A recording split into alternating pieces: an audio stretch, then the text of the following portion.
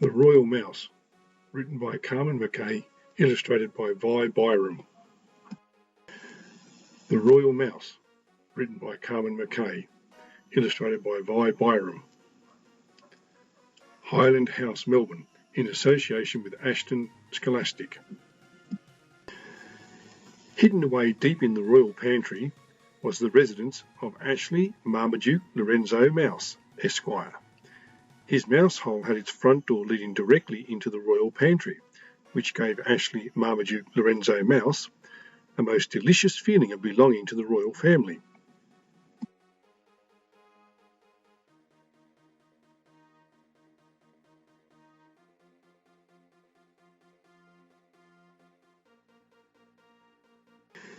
He had lined his house with soft downy feathers he had found in the Queen's own bedroom. He had furnished it with little knickknacks that he had found here and there. He always let his country cousins know that his address was care of the royal pantry, the palace, which never failed to impress them.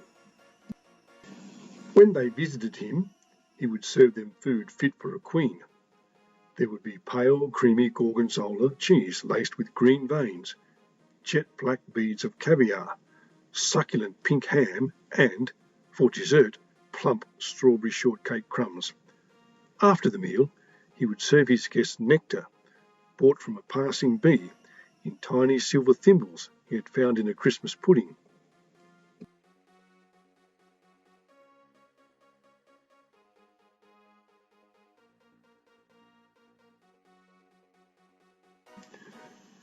He was such a popular host, and so proud of his success that one night, while he was admiring all the possessions in his comfortable house, he suddenly decided, as I live in the palace and eat the same food as the royal family, I'm as good as a member of the royal family and really should be treated as a prince.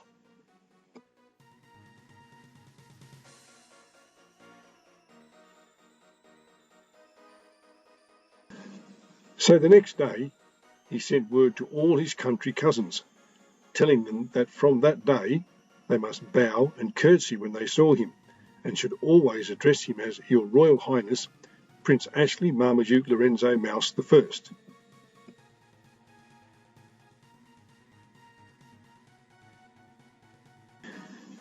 Very soon, his country cousins got tired of addressing him in this fashion.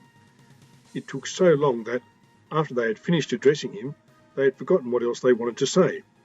Besides, their food had gone cold, or, still worse, the maids had swept up the banquet hall by the time they had all had their say.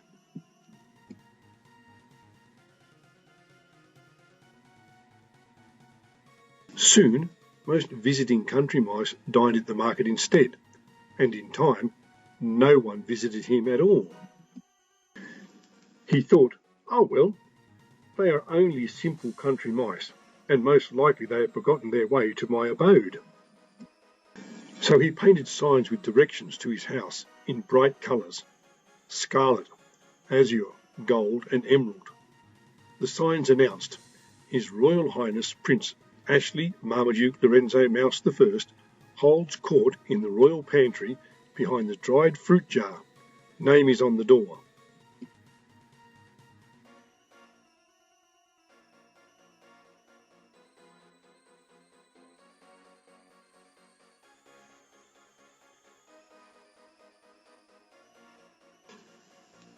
He placed the signs all over the palace and outside in the grounds, with arrows pointing the way to the pantry. Now, the Queen's cook had not been aware that there was a mouse in the pantry, so when she saw the sign she became very angry and went straight to the royal housekeeper and complained.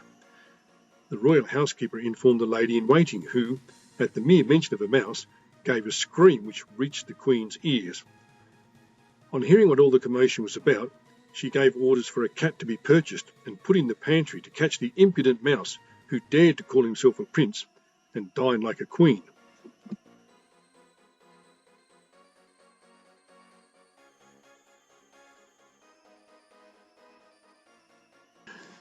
The royal cook hurried to the market and bought a huge cat whose name was Catch 'em Quick. Some of the country mice heard what was going to happen and decided that they must rescue their foolish cousin.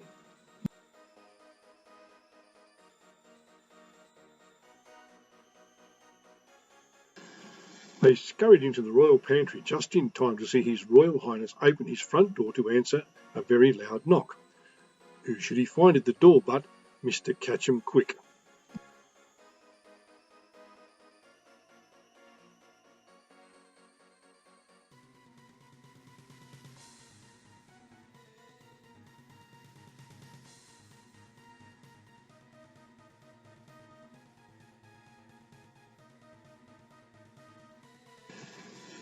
Before he could slam the door, the cat had grabbed him and was just about to pop His Royal Highness into his mouth, when the country mice rushed at him.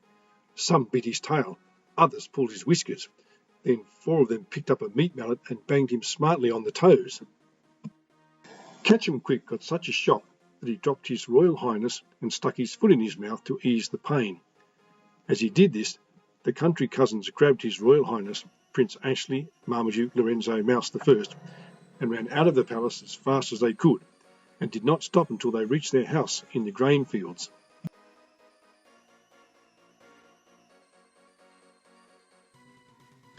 When they finally put His Royal Highness down, he was shaking so much that he didn't look at all regal, but rather like a common little country mouse. "I had no idea that being a prince was such a dangerous job," he told his rescuers as he thanked them. "I think I shall live quietly from now on and try my paw at farming." From that day on, he was known as A Mouse, who lived with his cousins somewhere in the grain fields.